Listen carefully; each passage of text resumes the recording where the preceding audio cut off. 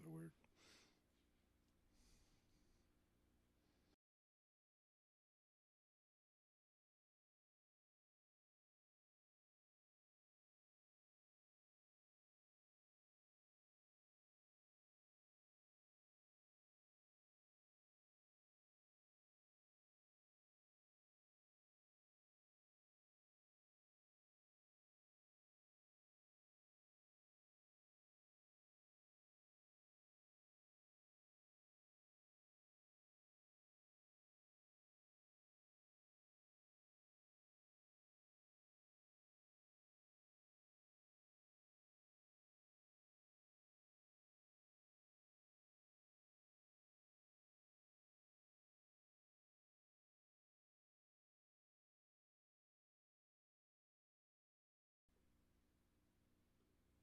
All right, y'all. Well, welcome back. Obsessed with Balls, episode 4. This is going to be the college football breakdown. I think we decided that a little bit more manageable, a little bit more fun to separate them out and get to talk about them on their own rights. This week in college football, really, um, I, I think at the end of the day, I think my biggest takeaway from this week of college football is I don't know if there's anything I love fucking more than SEC fucking football. It really is. I mean, it gets me so jacked up. The Alabama Georgia game, holy fuck. Kentucky comes out, and after getting walloped by South Carolina earlier in the season, and then having the close game with Georgia, doesn't like shows that they do deserve to be there. Tennessee goes out, keeps doing it. You get Texas, Mississippi State, where you get Arch coming out and being what everybody wants him to be. Oh, yeah. And what's crazy is he went out on, I can't remember if it was Twitter or what, and basically was like, hey, well, it's been a fun couple weeks. They're on a bye. Quinn will be back for the Red River rivalry in 2 weeks, which that will, not to get ahead of ourselves, but 2 weeks from now might be the greatest single day of college football we've ever had in our entire lives, but we won't get too far into that. I got a big take here this week that could tie into that, but let's save that for. I love to hear it. Let's save that for a little bit. So I really, SEC football. I'm going to get more into that, but I think one of the things that I'm going to really start with tonight is the Big Ten football is finally starting to get working here. Yeah. The Michigan Texas game obviously was dynamic. The USC Michigan game obviously important and big, but now you're starting to get full into Minnesota almost Michigan beat Michigan. Was a super close game. And now you're looking forward into this next week in Big Ten. If we can kind of roll up into that, and what you're looking at is you have people that are starting to play conference opponents every week, and you're getting the new guys worked in. Friday night, for the first kind of what to be looking forward to is, I like to call it Friday night fun. My boys in Syracuse, the Big Orange, are playing number 25 UNLV. Syracuse, would be definitely considered an upset. Syracuse on the road at UNLV with being non-ranked. But Syracuse, McCord is the real deal. I've been telling you to watch out for them. They beat teams already this year. But I'm interested to see what Oregon does against a Michigan State team that's not necessarily very good. And once again, is Mel Tucker still defensive coordinator there? Because I hate that guy. I'm not sure.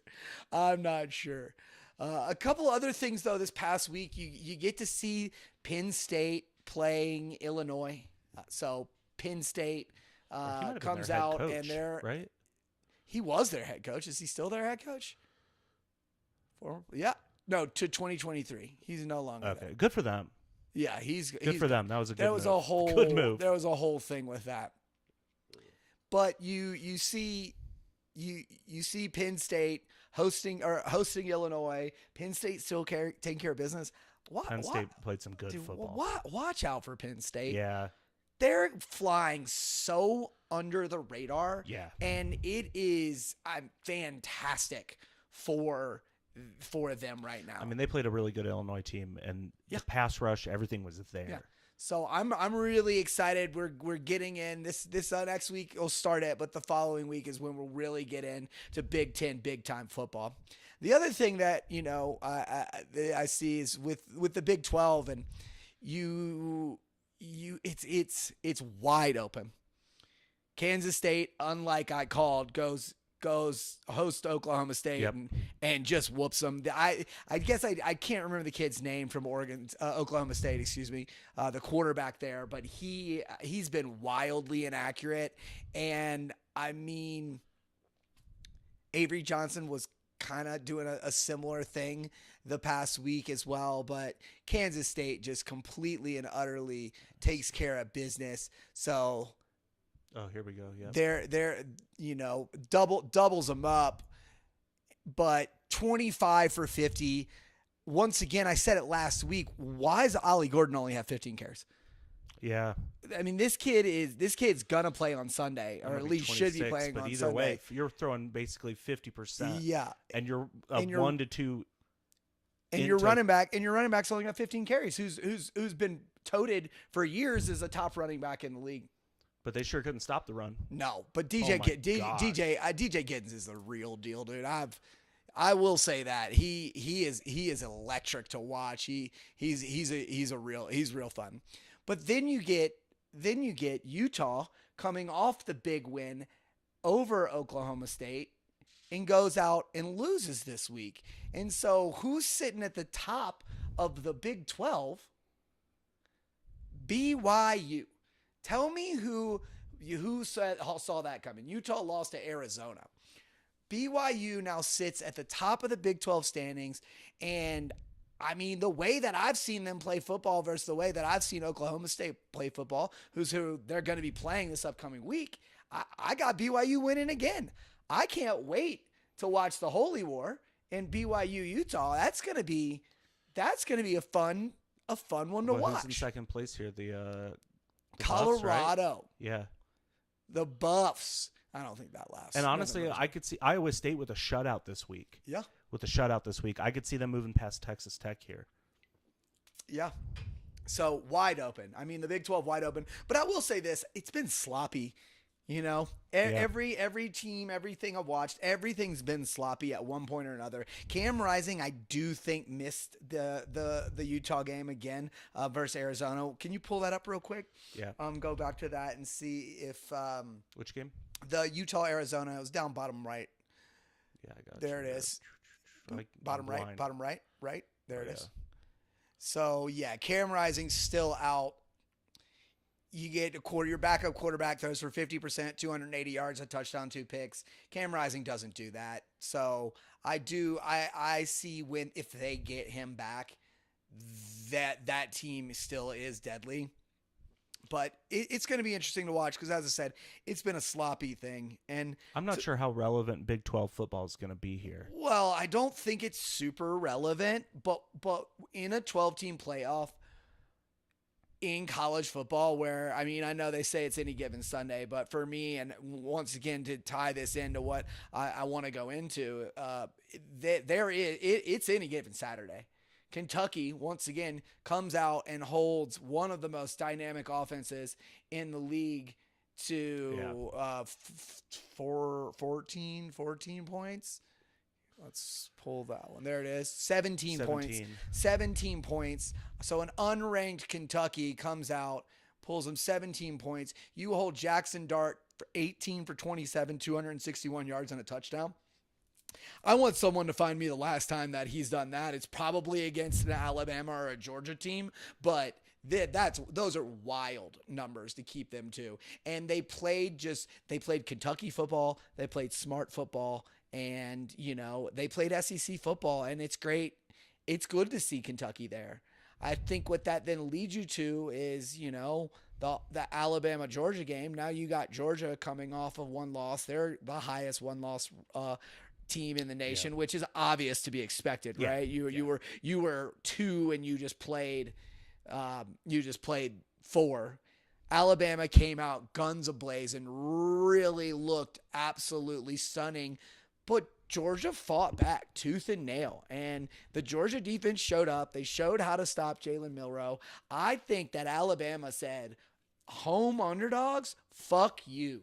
Who the fuck are you? We've destroyed your season how many times out of the past 10 years? Get the fuck out of here. And then they came back down to reality, and Carson Beck, after having an absolutely ridiculously atrocious first half, made some top-tier, unbelievable throws in the second half. So now you have one loss Michigan. Oh, go ahead. This is where my hot take comes in. And I don't even think it's a hot take, but this is my take of the week, which is that, I've had people tell me Ohio State this year, best college football team on paper, recruiting class, incredible. If they don't win it, then Ryan Day gets fired. It's that good of a roster on paper, right? So I'm going in and I'm thinking, okay, Ohio State. And so far, Ohio State's winning football games.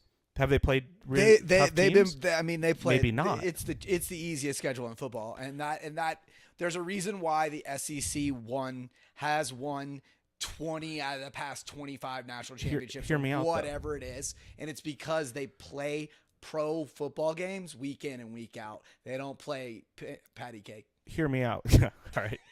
Hear me out, though. But after watching how Alabama came out against Georgia, I see what type of football they're capable of playing. Yep. And I think the natty is Ohio State, Alabama, and Alabama wins. I don't think that's a crazy I'm calling bowl. that now. I don't think it's a crazy bold bold of course. take. I do think that Alabama's got a long way to go. Alabama's got to play LSU. Alabama's got to play Ole Miss. Alabama's got to play Auburn. Yeah. Alabama, they have to get to the SEC championship game, and I mean Texas has the easier road to do that. And so if they can't even make the SEC championship game, they got 2 extra games to play, or one extra game to play in playoff time. I'm not saying it's the craziest take, but I also they're ranked 1 right now, so of course it's not crazy, but right. I also think that there's a lot to say about what did happen in the second half, and there's a lot of football left to be played. But also, when you get up that crazy, sometimes I talked about sometimes it. teams I talked back about it in the off Vikings. a little, I talked about it in the Vikings. I'm not game. worried about that. Yep, I talked about it in the Vikings game. I'm not worried about that. It was the poor play by Jalen Milroe that got them back in the game, and then it was the great play by Jalen Milroe that got them that ended up winning them the game. But Jalen Milroe let them back in that game. So what I really wanted to talk about, he played lights out though. Yeah. For 3 out of the 4 quarters. There was 1 quarter where it was not very good.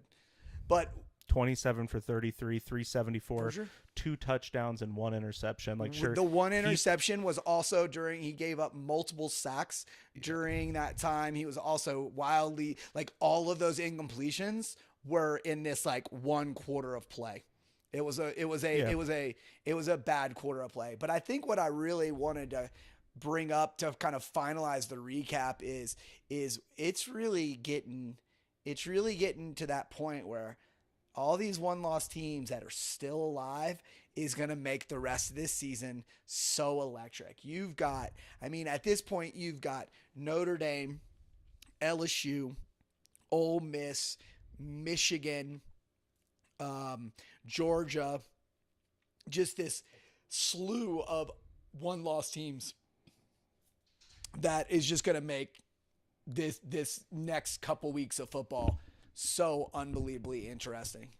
And that kind of leads me into talking about this upcoming week. And, as far as game of the week this week, I don't think it's as seeing. I think the Missouri-Texas A&M game is super interesting.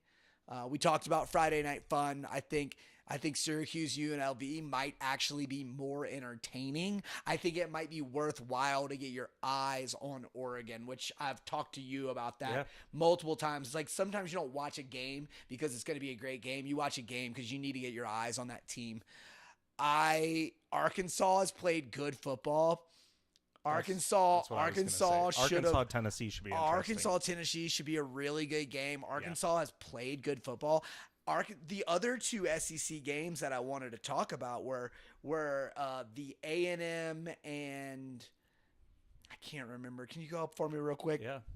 So, no, to the last week's week's games. A&M Arkansas. A&M Arkansas. Arkansas was in the lead that entire game, and that was one of the other games that really was just like A&M pulled that one out, but Arkansas is there, and Arkansas is doing things to teams like Kentucky has been doing things to teams. Now, Tennessee looks like the absolute truth, so that should be pretty. I think it's going to be a fun game. Pretty fun game to watch. Oh, how did I even do this? Well, I gotta go back. What I miss? Go back. What I miss? I missed the Tigers. I missed the Tigers. Look, we played South Alabama. We should have won big, and we won big. Garrett Nussmeier looked like a Heisman Trophy candidate. Caden Durham looks like the most electric running back we've had. I mean, he's different than Leonard Fournette. He's lightning. It's so amazing South to Alabama, watch. Though, It was South Alabama. It's South Alabama. They did have, but this is what's more important. They did have one of the top offenses in the nation going into that game. We're out without our star, our best player on our team, and on our defense. And Whit Weeks and Greg Penn showed up to play fucking football.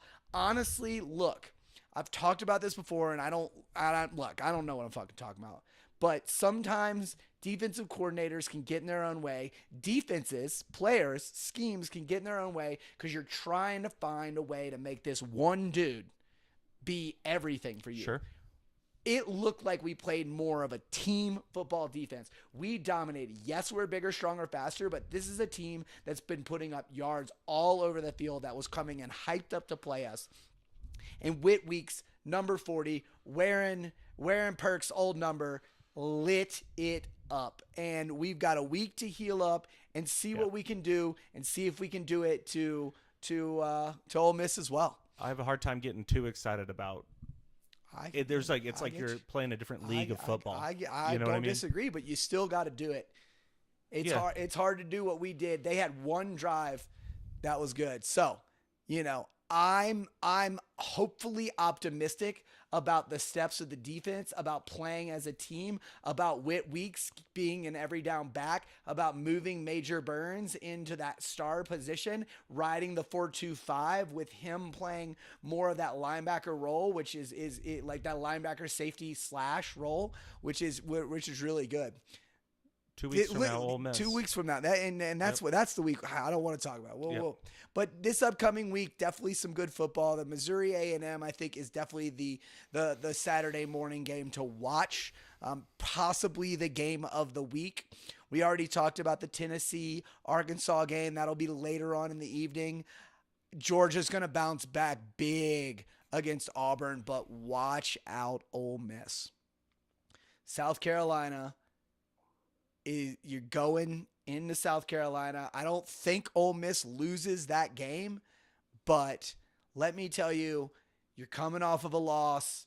You're kind of what were you looking forward to?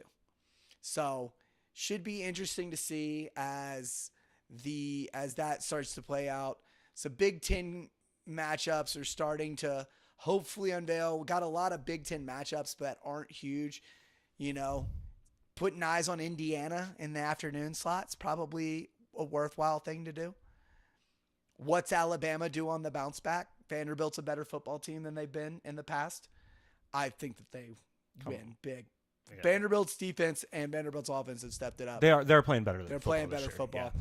And USC and Michigan need to just take care of business. Yeah. And look at that team he talked about earlier. A little Midwestern team in Ohio State with a shutout win going over Baylor. They're coming to play.